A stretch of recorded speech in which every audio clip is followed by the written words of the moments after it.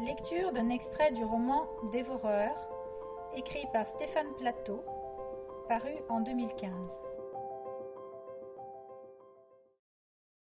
Il a surgi de derrière la bâtisse, trottinant d'un pas souple.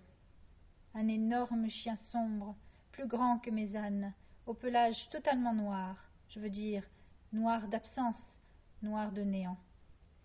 Il n'en luisait que 2 yeux de perle qui feignaient de ne pas me regarder, et dedans la gueule 2 rangées de dents semblables à des lignes de crête. Par quelque caprice de la nature, sa robe ombreuse avait laissé nue la peau de ses mâchoires, mauve et ocre, maladive, tendue comme parchemin sur l'os. Il arrivait sur moi d'une allure apparemment décontractée, mais en réalité rapide et suffisamment directe pour que je sente venir la menace.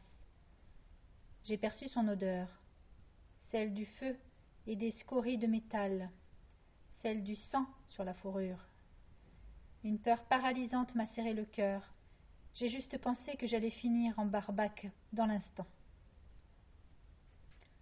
Le vent a soufflé comme un goût de sel sur mes lèvres, et alors le chien s'est mis à parler, ou plutôt à murmurer dans le vent. Sa voix n'émanait pas seulement de son robuste poitrail, elle montait du sol en grondant, s'enflait dans l'air en dilatant les constellations.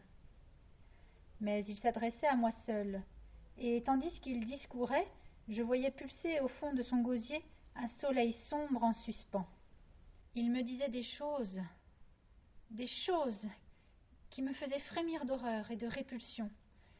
Il m'invitait, au mépris du sens commun, à découvrir et à commettre, à aiguiser, à goûter, à transgresser, à accomplir quelque chose de totalement nouveau. J'étais en nage. Les brais et la chemise me collaient à la peau. Toute mon eau me fuyait le corps. La bête m'a montré un avenir tellement choquant, tellement extraordinaire, que mes sens s'en sont voilés et que j'ai connu un moment d'absence. Je suis revenue à la pleine lucidité parce que le monstre me léchait la main. Sa langue chaude, puissante et granuleuse sur ma peau nue. J'en ai hurlé de colère.